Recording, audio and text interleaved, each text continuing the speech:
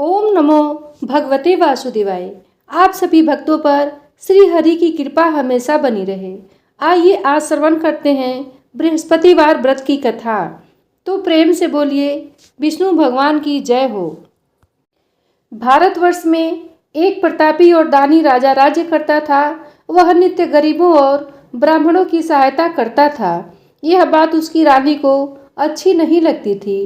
वह न गरीबों को दान देती, न ही भगवान का पूजन करती थी और राजा को भी दान देने से मना किया करती थी। एक दिन राजा शिकार खेलने वन को गए हुए थे तो रानी महल में अकेली थी। उसी समय बृहस्पति देव साधु वेश में राजा के महल में भिक्षा के लिए गए और भिक्षा मांगी। रानी ने भिक्षा देने से इनकार किया और कहा कि हे साधु महाराज, मैं तो दान पुण्य से तंग आ गई हूँ। मेरा पति सारा धन लुटाते रहते हैं। मेरी इच्छा है कि हमारा धन नष्ट हो जाए, फिर न रहेगा बांस न बजेगी बांसुरी। साधु ने कहा, देवी तुम तो बड़ी विचित्र हो। धन संतान तो सभी चाहते हैं, पुत्र और लक्ष्मी तो पापी के घर भी होनी चाहिए। यदि तुम्हारे पास अधिक धन है तो भूखों को भोजन दो, प्यासों के लिए प्याऊ बनवाओ, मुसाफिरों के लिए धर्मशालाएं खुलवाओ। जो निर्धन अपनी कुंवारी कन्याओं का विवाह नहीं कर सकते उनका विवाह करा दो। ऐसे और कई काम हैं जिनके करने से तुम्हारा यश लोक और परलोक में फैलेगा। परंतु रानी पर उपदेश का कोई प्रभाव न पड़ा। वह बोली, महाराज आप मुझे कुछ न समझाएं। मैं ऐसा धन नहीं चाहती जो हर जगह बांटती फिरूं। साधु ने उत्तर दिया, यदि तुम्हारी ऐसी इच्छा है तो तथास्तु। तुम ऐसा करना कि बृहस्पतिवार को घर लीप कर पीली मिट्टी से अपना सिर धोकर स्नान करना, भट्ठी चढ़ाकर कपड़े धोना। ऐसे करने से आपका सारा धन नष्ट हो जाएगा। इतना कहकर वह साधु महाराज वहां से चले गए। साधु के अनुसार कई बातों को पूरा करते हुए रानी को केवल 3 बृहस्पतिवार ही बीते थे कि उसकी समस्त धन संपत्ति नष्ट हो गई। भोजन के लिए राजा का परिवार तरसने लगा। तब एक दिन राजा ने रानी से बोला कि हे रानी, तुम यहीं रहो, मैं दूसरे देश को जाता हूँ, क्योंकि यहाँ पर सभी लोग मुझे जानते हैं, इसलिए मैं कोई छोटा कार्य नहीं कर सकता। ऐसा कहकर राजा परदेश चला गया। वहाँ वह जंगल से लकड़ी काट कर लाता और शहर में बेचता। इस तरह वह अपना जीवन व्यतीत करने लगा। इधर राजा के परदेश जाते ही रानी और दासी दुखी रहने लगी। एक बार जब रानी और दासी को 7 दिन तक बिना भोजन के रहना पड़ा तो रानी ने अपनी दासी से कहा कि हे दासी, पास ही के नगर में मेरी बहन रहती है। वह बड़ी धनवान है, तू उसके पास जा और कुछ ले आ ताकि थोड़ी बहुत गुजर बसर हो जाए। दासी रानी के बहन के पास गई और उस दिन गुरुवार था और रानी की बहन उस समय बृहस्पतिवार व्रत की कथा सुन रही थी। दासी ने रानी की बहन को अपनी रानी का संदेशा दिया, लेकिन रानी की बड़ी बहन ने कोई उत्तर नहीं दिया। जब दासी को रानी की बहन से कोई उत्तर नहीं मिला तो वह बहुत दुखी हुई और उसे क्रोध भी आया। दासी ने वापस आकर रानी को सारी बात बता दी। सुनकर रानी ने अपने भाग्य को कोसा। उधर रानी की बहन ने सोचा कि मेरी बहन की दासी आई थी, परंतु मैं उससे बात नहीं कर पाई, इससे वह बहुत दुखी हुई होगी। कथा सुनकर और पूजन समाप्त करके वह अपनी बहन के घर आई और कहने लगी कि हे बहन, मैं बृहस्पतिवार का व्रत कर रही थी, तुम्हारी दासी मेरे घर आई थी, परंतु जब तक कथा होती है तब तक न तो उठते हैं और न ही बोलते हैं, इसलिए मैं नहीं बोली। कहो दासी क्यों गई थी? रानी बोली, बहन तुमसे क्या छिपाऊं, हमारे घर में खाने तक को अनाज नहीं था। ऐसा कहते कहते रानी की आंखें भर आई। उसने दासी समेत पिछले 7 दिनों से भूखे रहने तक की बात अपनी बहन को विस्तार पूर्वक सुना दी। रानी की बहन बोली, देखो बहन, भगवान बृहस्पति देव सबकी मनोकामना को पूर्ण करते हैं। देखो शायद तुम्हारे घर में अनाज रखा हो। पहले तो रानी को विश्वास नहीं हुआ, पर बहन के आग्रह करने पर उसने अपनी दासी को अंदर भेजा तो उसे सचमुच अनाज से भरा एक घड़ा मिला। यह देखकर दासी को बड़ी हैरानी हुई। दासी रानी से कहने लगी कि हे रानी, जब हमको भोजन नहीं मिलता तो हम व्रत ही तो करते हैं, इसलिए क्यों न इनसे व्रत और कथा की विधि पूछ ली जाए ताकि हम भी व्रत कर सके। तब रानी ने अपनी बहन से बृहस्पतिवार व्रत के बारे में पूछा। उसकी बहन ने बताया, बृहस्पतिवार के व्रत में चने की दाल और मुनक्का से विष्णु भगवान के का केले की जड़ में पूजन करें तथा दीपक जलाएं, व्रत कथा सुने और पीला भोजन ही करें। इससे बृहस्पति देव प्रसन्न होते हैं। और व्रत पूजन विधि बताकर रानी की बहन अपने घर को लौट गई। 7 दिन के बाद जब गुरुवार आया तो रानी और दासी ने व्रत रखा। गुड़साल में जाकर चना और गुड़ लेकर आई। फिर उसने केले की जड़ तथा विष्णु भगवान का पूजन किया। अब पीला भोजन कहाँ से आए, इस बात को लेकर दोनों बहुत ही दुखी थे। चूँकि उन्होंने व्रत रखा था इसलिए बृहस्पति देव उनसे प्रसन्न थे। इसलिए वे एक साधारण व्यक्ति का रूप धारण करके 2 थाली में सुंदर पीला भोजन दासी को दे गए। भोजन पाकर दासी प्रसन्न हुई और फिर रानी के साथ मिलकर भोजन ग्रहण किया। उसके बाद वे सभी गुरुवार को व्रत पूजन करने लगी। बृहस्पतिवार भगवान की कृपा से उनके पास फिर से धन संपत्ति आ गई, परंतु रानी फिर से पहले की तरह आलस्य करने लगी। तब दासी बोली, देखो रानी, तुम पहले भी इसी प्रकार आलस्य करती थी। तुम्हें धन रखने में कष्ट होता था, इस कारण सभी धन नष्ट हो गया। अब जब भगवान बृहस्पति की कृपा से धन मिला है तो तुम्हें फिर से आलस्य होता है। रानी को समझाते हुए दासी कहती है कि बड़ी मुसीबतों के बाद हमने यह धन पाया है, इसलिए हमें दान पुण्य करना चाहिए, भूखे मनुष्यों को भोजन कराना चाहिए और धन के शुभ कार्यों में खर्च करना चाहिए, जिससे तुम्हारे कुल का यश बढ़ेगा, स्वर्ग की प्राप्ति होगी और पितृ प्रसन्न होंगे। दासी की बात मानकर रानी अपना धन शुभ कार्यों में खर्च करने लगी, जिससे पूरे नगर में उसका यश फैलने लगा। उधर राजा एक दिन दुखी होकर जंगल में एक पेड़ के नीचे आसन जमाकर बैठ गए। वह अपनी दशा को याद करके व्याकुल हो रोने लगा। बृहस्पतिवार का दिन था। एकाएक उसने देखा कि निर्जन वन में एक साधु प्रकट हुए। वह साधु वेश में स्वयं बृहस्पति देवता थे। लकड़हारे के सामने आकर बोले कि हे लकड़हारे, इस सुनसान जंगल में तू चिंता मग्न क्यों बैठा है। लकड़हारे ने दोनों हाथ जोड़कर प्रणाम किया और उत्तर दिया, महात्मा जी, आप सब कुछ जानते हैं, मैं क्या हूँ। यह कहकर रोने लगा और साधु को अपनी आत्मकथा सुनाई। महात्मा जी ने कहा, तुम्हारी स्त्री ने बृहस्पतिवार के दिन बृहस्पति भगवान का निरादर किया था, जिसके कारण रुष्ट होकर उन्होंने तुम्हारी यह दशा कर दी।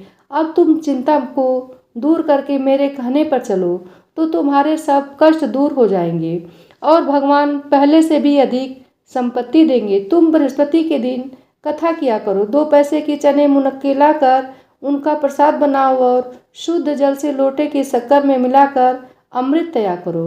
कथा के पश्चात अपने सारे परिवार और सुनने वाले प्रेमियों में अमृत व प्रसाद बांटकर आप भी ग्रहण करो।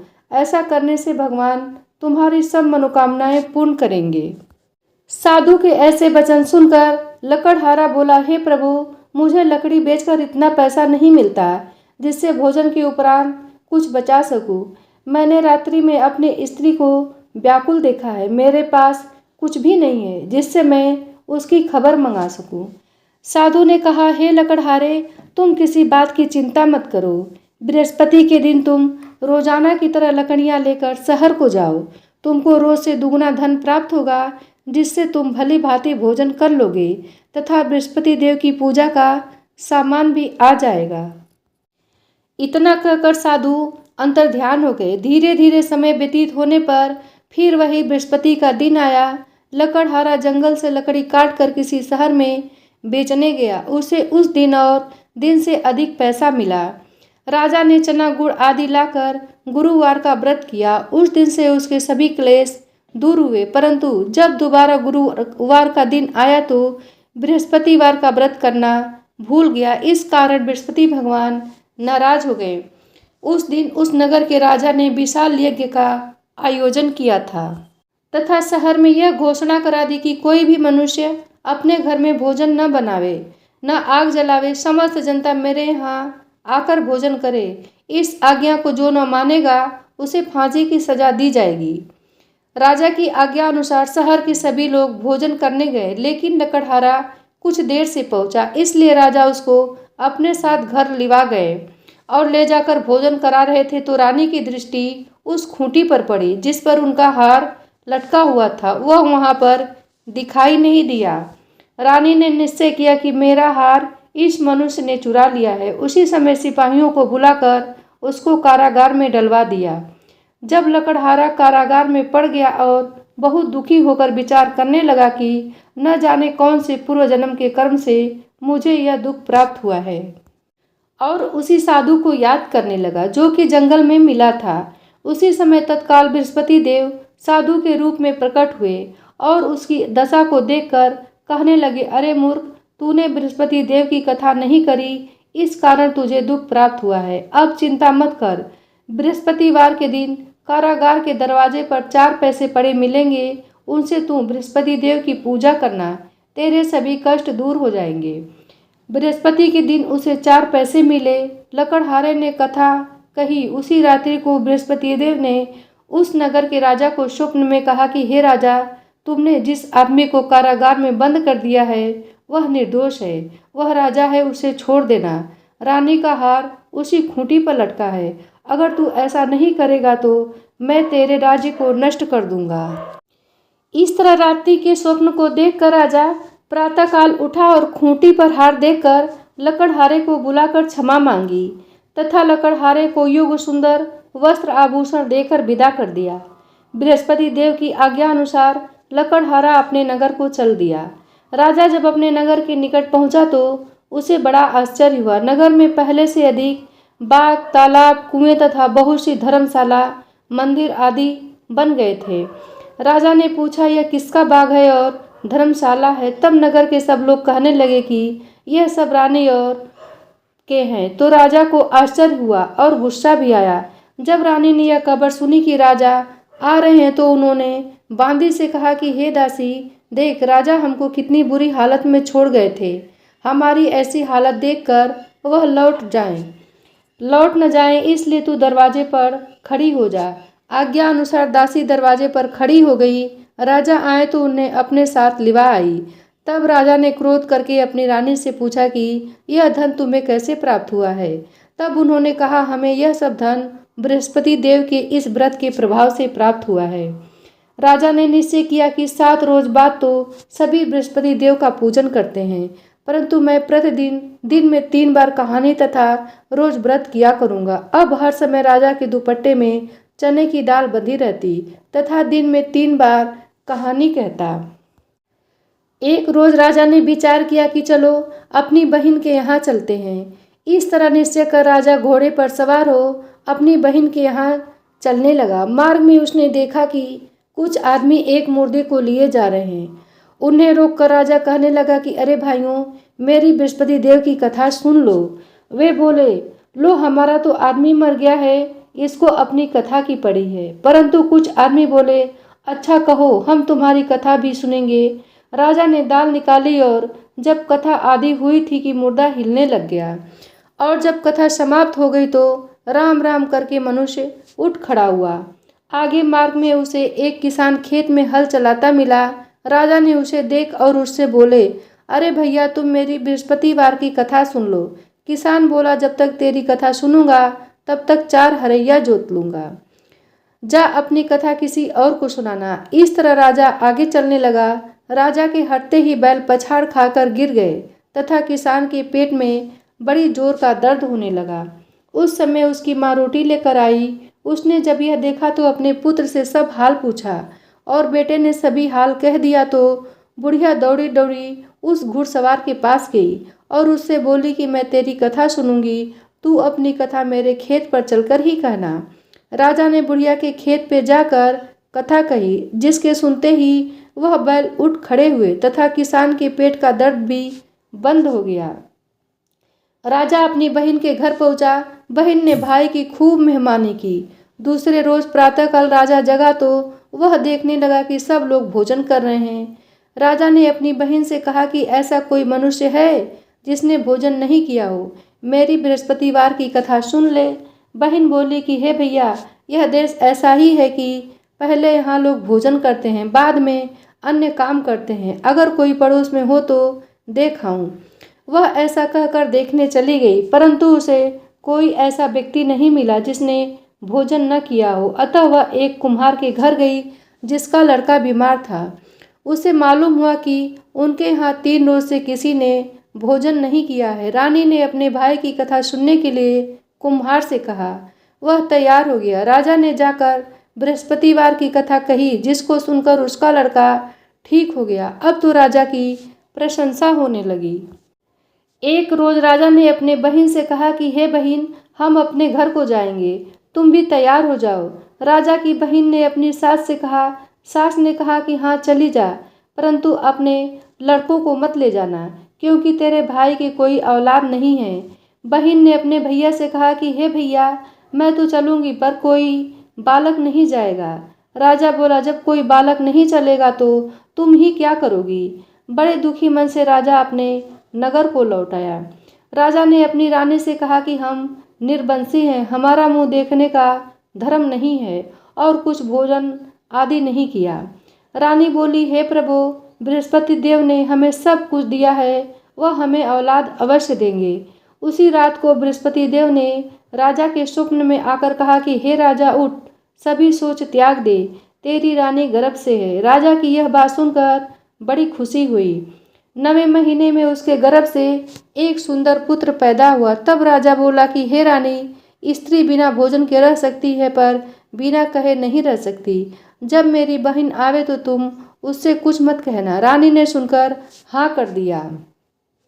जब राजा की बहन ने यह शुभ समाचार सुना तो वह बहुत खुश हुई तथा बधाई लेकर अपने भाई के यहाँ आई। तभी रानी ने कहा, घोड़ा चढ़कर तो नहीं आई, गधा चढ़ी आई। राजा की बहन बोली कि भाभी, मैं इस प्रकार नहीं कहती तो तुम्हें औलाद कैसे मिलती। बृहस्पति देव ऐसे ही हैं, जैसी जिसके मन में कामनाएं हैं सभी को पूर्ण करते हैं। जो सद्भावना पूर्वक बृहस्पतिवार का व्रत करता है एवं कथा पढ़ता और सुनता है, दूसरों को सुनाता है, बृहस्पति देव उसकी सभी मनोकामना पूर्ण करते हैं। भगवान बृहस्पति देव उसकी सदैव रक्षा करते हैं। संसार में जो मनुष्य सद्भावना से भगवान की पूजन व्रत सच्चे हृदय से करते हैं तो उनकी सभी मनोकामनाएं पूर्ण करते हैं। जैसे सच्ची भावना से रानी और राजा ने उनकी कथा का गुणगान किया तो उनकी सभी इच्छाएं बृहस्पति देव ने पूर्ण की थी। इसीलिए पूर्ण कथा सुनने के बाद प्रसाद लेकर जाना चाहिए। हृदय से उसका मनन करते हुए जयकारा बोलना चाहिए। बोलो बृहस्पति देव की जय हो, भगवान विष्णु की जय हो। प्राचीन काल में एक ब्राह्मण रहता था। वह बहुत निर्धन था। उसके कोई संतान नहीं थी। उसकी स्त्री बहुत मलिनता के साथ रहती थी। वह स्नान न करती, किसी देवता का पूजन न करती। इससे ब्राह्मण देवता बड़े दुखी थे। बेचारे बहुत कुछ कहते थे, किंतु उसका कुछ परिणाम न निकला। भगवान की कृपा से ब्राह्मण की स्त्री के कन्या रूपी रत्न पैदा हुई। कन्या बड़ी होने पर प्रातः स्नान करके विष्णु भगवान का जाप व बृहस्पति का व्रत करने लगी। अपने पूजन पाठ को समाप्त करके विद्यालय जाती तो अपनी मुट्ठी में जौ भर के ले जाती और पाठशाला के मार्ग में डालती जाती। तब ये जौ स्वर्ण के हो जाते। लौटते समय उनको बीन कर घर ले आती थी। एक दिन वह बालिका सूप में उस सोने के जौ को फटाक कर साफ कर रही थी कि उसके पिता ने देख लिया और कहा कि हे बेटी, सोने के जौ के लिए सोने का सूप होना चाहिए। दूसरे दिन बृहस्पतिवार का दिन था। इस कन्या ने व्रत रखा और बृहस्पति देव से प्रार्थना करके कहा कि मैंने आपकी पूजा सच्चे मन से की हो तो मेरे लिए सोने का सूप दे दो। बृहस्पति देव ने उसकी प्रार्थना स्वीकार कर ली। रोजाना की तरह वह कन्या जो फैलाती हुई जाने लगी, तब लौटकर जो बीन रही थी तो बृहस्पति देव की कृपा से सोने का सूप मिला। उसे वह घर ले आई और उसमें जौ साफ करने लगी, परंतु उसकी माँ का वही ढंग रहा। एक दिन की बात है कि वह कन्या सोने के सूप में जौ साफ कर रही थी। उस समय उस शहर का राजपुत्र वहां से होकर निकला। इस कन्या के रूप और कार्य को देखकर मोहित हो गया तथा अपने घर आकर भोजन तथा जल त्याग कर उदास होकर लेट गया। राजा को इस बात का पता लगा तो अपने प्रधानमंत्री के साथ उसके पास गए और बोले, हे बेटा, तुम्हें किस बात का कष्ट है? किसी ने अपना अपमान किया है अथवा और कोई कारण है? सो कहो, वही कार्य करूँगा जिससे तुम्हें प्रसन्नता हो। अपने पिता की राजकुमार ने बातें सुनी तो वह बोला, मुझे आपकी कृपा से किसी बात का दुख नहीं है। किसी ने मेरा अपमान नहीं किया है, परंतु मैं उस लड़की से विवाह करना चाहता हूँ जो सोने के सूप में जौ साफ करती है। यह सुनकर राजा आश्चर्य में पड़ गया और बोला, हे बेटा, इस तरह की कन्या का पता तुम ही लगाओ, मैं उसके साथ तेरा विवाह कर दूंगा। राजकुमार ने उस लड़की के घर का पता बतलाया। तब मंत्री उस लड़की के घर गए और ब्राह्मण देवता को सभी हाल बतलाया। ब्राह्मण देवता राजकुमार के साथ अपनी कन्या का विवाह करने के लिए तैयार हो गए तथा विधि विधान के अनुसार ब्राह्मण की कन्या का विवाह राजकुमार के साथ हो गया। कन्या के घर जाते ही पहले की भांति उस ब्राह्मण देवता के घर में गरीबी का निवास हो गया। अब भोजन के लिए भी अन्न बड़ी मुश्किल से मिलता था। एक दिन दुखी होकर ब्राह्मण देवता अपनी पुत्री के पास गए।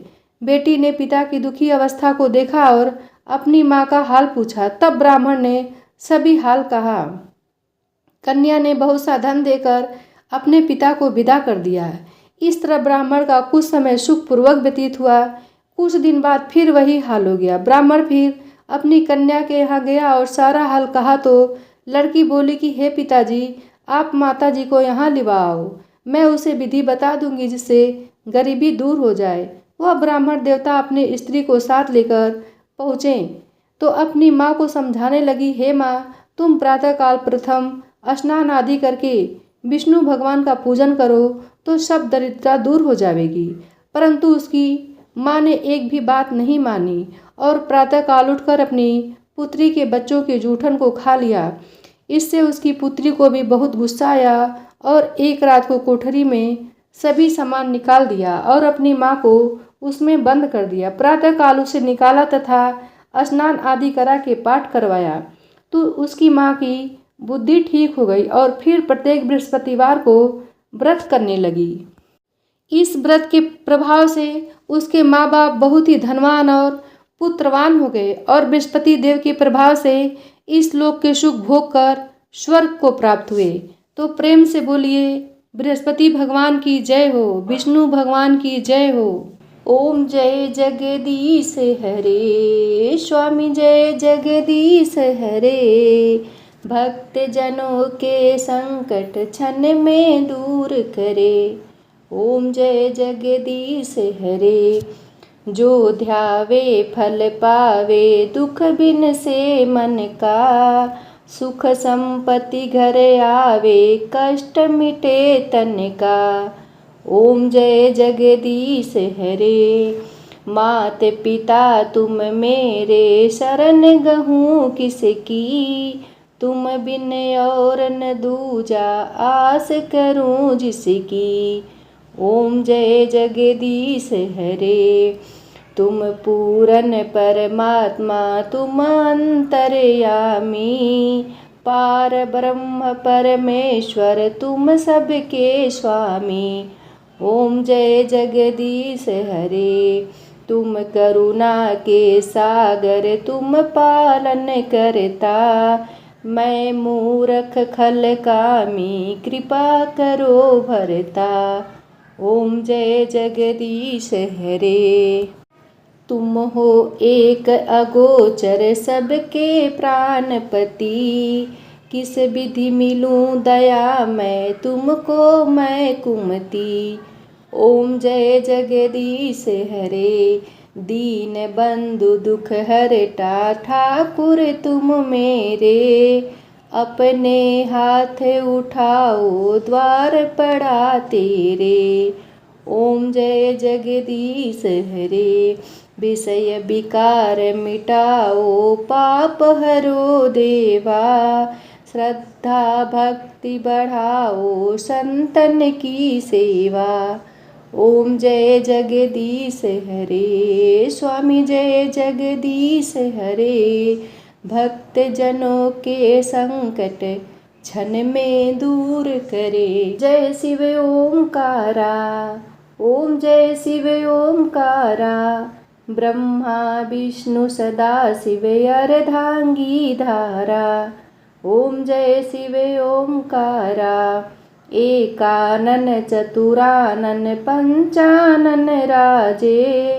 हंसासन गरुड़ासन वृषवाहन साजे। ओम जय शिव ओंकारा। दो भुज चार चतुर्भुज 10 भुज अति सोहे। तीनों रूप निरखते त्रिभुवन जन मोहे। ओम जय शिव ओंकारा। अंशमाला बनमाला मुंडमाला धारी। त्रिपुरारी कंसारी करमाला धारी। ओम जय शिव ओंकारा। श्वेतांबर पीतांबर बाघंबर अंगे। सनकादिक प्रभुतादिक भूतादिक संगे। ओम जय शिव ओंकारा। करे मध्य कमंडल चक्र त्रिशूलधारी। सुखकारी दुखहारी जगपालनकारी। ओम जय शिव ओंकारा। ब्रह्मा विष्णु सदा शिव जानत अविवेका। प्रणावक्षर में शोभित एक तीनों एका। ओम जय शिव ओंकारा। त्रिगुण स्वामी की आरती जो कोई नर गावे। कहत शिवानंद स्वामी सुख संपत्ति पावे। ओम जय शिव ओंकारा।